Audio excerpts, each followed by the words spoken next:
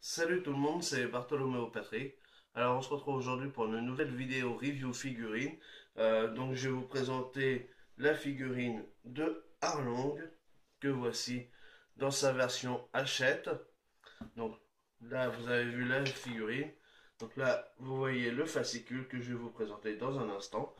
Et cette figurine, je vais vous la comparer à une figurine qui était juste derrière et qui est là maintenant, qui est en figure art 0 parce qu'on le reconnaît au ça.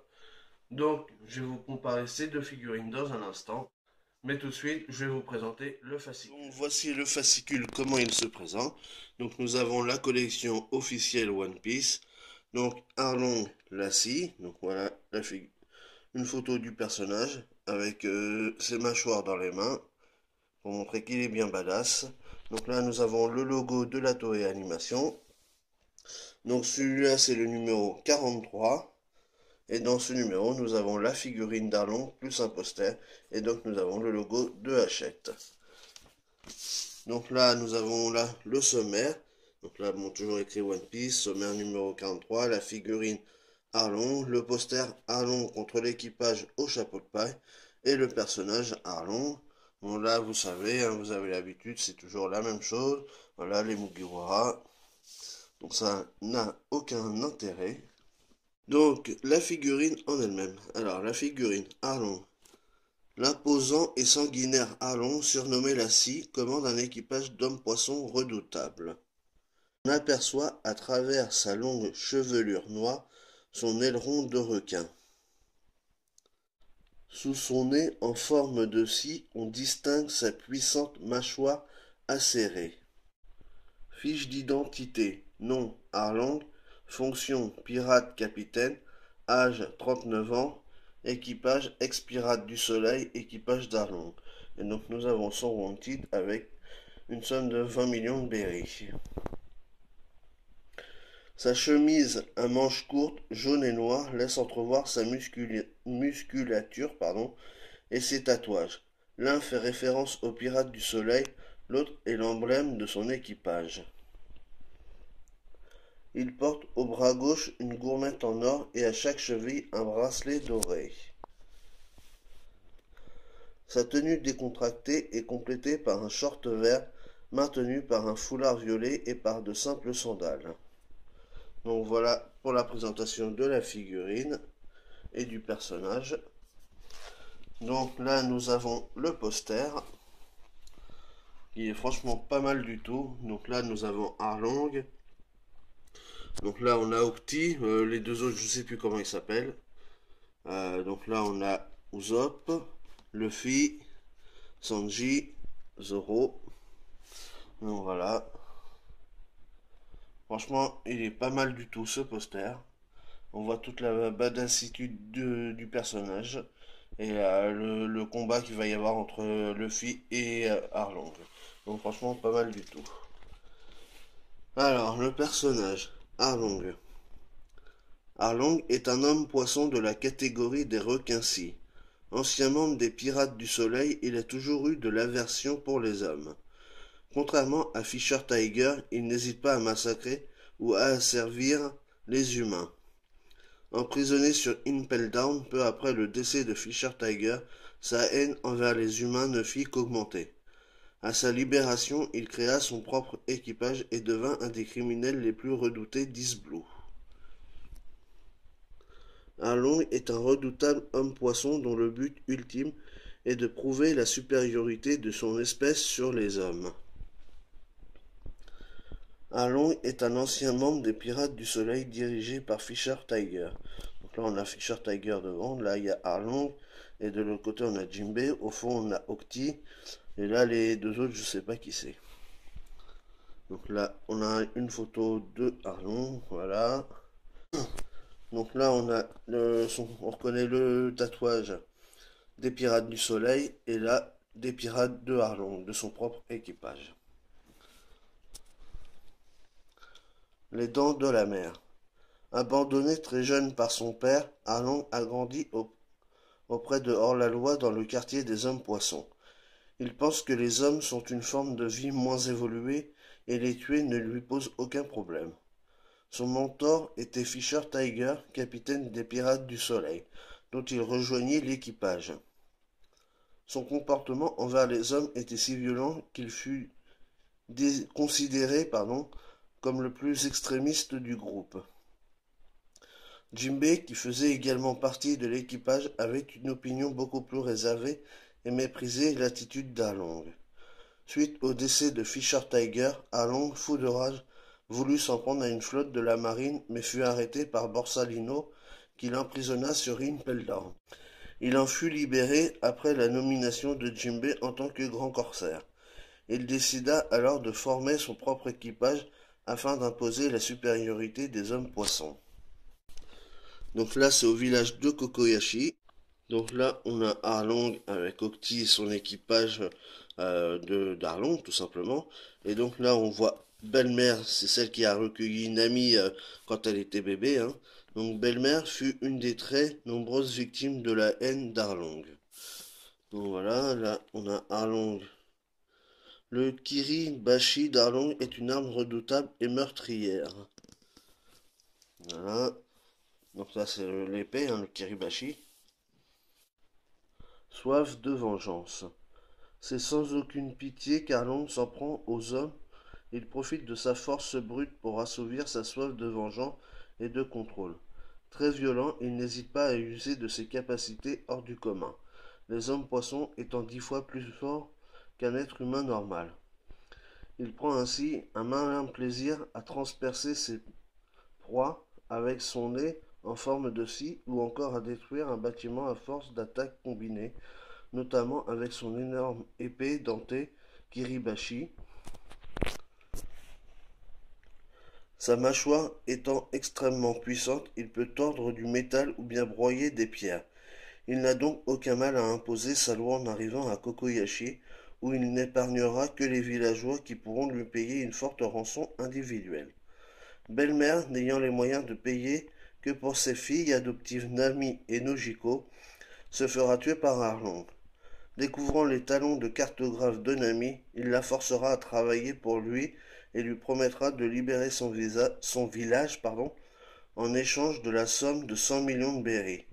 Elle sera le seul être humain qu'il tolérera dans son équipage, mais uniquement dans le but d'obtenir des données navales. Il régnera ainsi dans son fief d'Arlong Park, jusqu'à l'arrivée de Luffy. Les pirates d'Arlong. À l'exception de Nami, l'équipage d'Arlong est uniquement composé d'hommes-poissons. Il s'agit d'un équipage très puissant puisque les membres sont de redoutables combattants quasiment imbattables sous l'eau et dont certains faisaient auparavant partie des Pirates du Soleil, aux prises de Fisher Tiger et de Jimbei. Après avoir quitté Grand Line pour East Blue à bord du Shark Superbe, ils installeront leur base à Longpa, près de Kokoyashi, où ils régneront par la terreur. Et donc le prochain numéro, ça sera Sabo. Donc ça sera le numéro 44 que je vous présenterai prochainement. Donc voilà. Sabo, le numéro 2 de l'armée révolutionnaire. Donc il y aura la figurine plus un poster. Donc voilà la figurine, comment elle se présente. Bon, le visage pour moi il a l'air dégueulasse.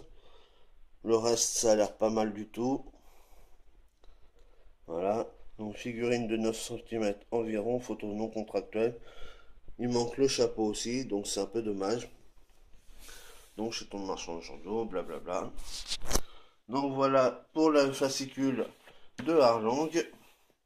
Et donc tout de suite, je vais vous présenter la figurine. Donc voilà la figurine, comment elle se présente. Je crois qu'elle fait 11 cm, hein, si je ne me trompe pas. Donc elle est plutôt pas mal réussie. Bon, il y a quelques défauts comme d'habitude, hein, mais pour du Hachette c'est pas mal. Donc voilà, donc le visage, il est plutôt bien fait. Au niveau de la mâchoire, de la dent. Alors, je sais pas si le zoom est bien fait correctement. Donc non, franchement, au niveau du visage, ça va, ça passe. L'aileron derrière, il est plutôt pas mal. La chevelure, elle est plutôt jolie. La veste, elle est plutôt bien réussie aussi. Les bras, Le bras est pas mal, mais au niveau de la main, il y a encore quelques... Donc là, par exemple, au niveau de la main, il y a quelques petits défauts. Alors, je sais pas si ça se voit correctement. Donc là, regardez au niveau du bras, on voit qu'il n'y a pas de... c'est pas fini. Donc c'est au niveau de la main plutôt. On voit que c'est pas fini, donc c'est un peu dommage. Mais sinon, le bras est pas mal. On voit bien les veines qui ressortent. Donc ça, c'est pas mal du tout. Voilà. Là, à l'intérieur, le point est plutôt bien réussi. Mais vraiment, là, il manque un tout petit peu de travail de ce côté-là. C'est dommage. Après, au niveau du torse, bah, on sent bien la musculature. Donc ça, c'est pas mal du tout. Le tatouage est plutôt bien réussi. L'autre tatouage aussi. Donc là, c'est pareil, la main, bah, comme il a les mains palmées, donc bah, du coup, c'est pas top top. En plus, les bagues, bon, on les voit à peine, donc c'est un peu dommage. Voilà, regardez, on voit pas forcément bien les bagues. Donc la main palmée, bon, bah voilà, il n'y a pas de travail dessus, c'est dommage. Après, au niveau du short, c'est pas mal. La ceinture, elle est bien réussie. Les pliures, elles sont pas mal du tout. Voilà, les mollets, ils sont bien aussi. Les pieds, ça va. Voilà, hein, bon. C'est pas mal du tout ça. C'est bien réussi dans l'ensemble. À part les deux petits défauts au niveau des mains, le reste c'est plutôt bien réussi pour une figurine Hachette. Mais en général, les personnages badass et un peu méchants, ils sont toujours bien réussis. Donc voilà, ça c'était pour la figurine Hachette. Et donc je vais vous montrer par rapport à la figure Art Zero que j'ai de Arlong. Et vous allez voir qu'il y a quand même des différences, ne serait-ce que déjà au niveau de la taille. Donc voilà la figurine de Arlong, mes versions figure Art Zero qu'on peut reconnaître grâce au socle, hein, avec le nom du personnage et la mention d'Idor Live. Et en plus il y a le petit logo dessus.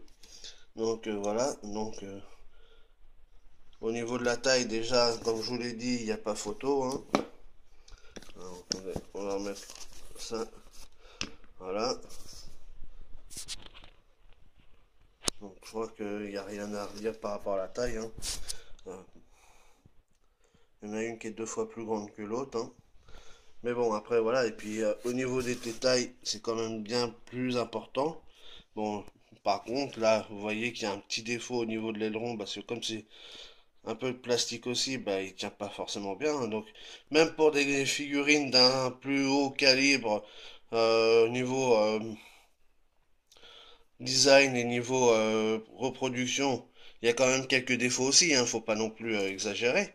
Donc là, on le voit bien avec l'aileron qui est pas forcément droit, donc bon, c'est dommage, mais sinon, le reste de qualité est quand même exceptionnel. Là, au niveau de la bouche, on peut mettre son doigt à l'intérieur. Voilà. Là, au niveau des mains, on voit qu'il y a la palme, hein, quand même. Donc là, il y a quand même un travail quand même beaucoup plus important par rapport à l'autre, hein. Même sur l'autre main, on voit bien. Là, ça fait un effet de transparence en plus, donc ça c'est vraiment pas mal du tout. Les bijoux, on arrive à les voir plus facilement aussi, hein. Donc bon. Après, le reste, elle est quand même beaucoup plus badass, hein. Le corps est plus imposant. Donc bon. La peinture est quand même mieux choisie et est un peu plus foncée. Il y a plus de dégradés de couleurs et tout. Donc voilà, il y a quand même un petit travail qui est fait. Au niveau des mollets, on voit quand même la différence aussi. Donc, mais je vous dis, la figurine de Hachette reste quand même très correcte. Justement pour du Hachette et pour un prix de 10 euros, franchement c'est quand même déjà pas mal.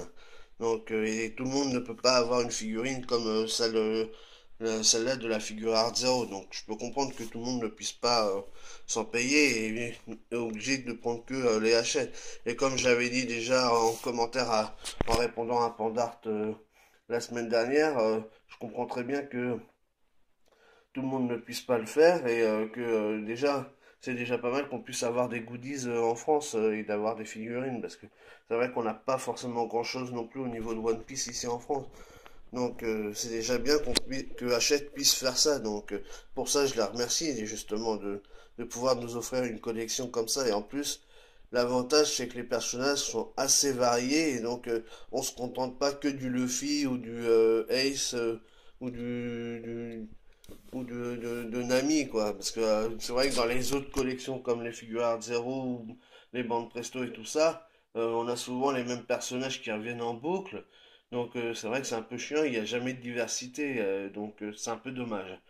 Donc voilà pour cette review figurine de Arlong dans la collection Hachette et sa comparaison par rapport à la figurine la FZ, donc Figure Art Zero de Arlong, hein. Et donc nous on se retrouve pour une prochaine vidéo. Donc comme d'habitude, si vous avez aimé, n'hésitez pas à liker, à partager, à laisser des commentaires et à mettre des pouces bleus. Et puis nous on se retrouve donc pour une prochaine vidéo. Allez, salut tout le monde.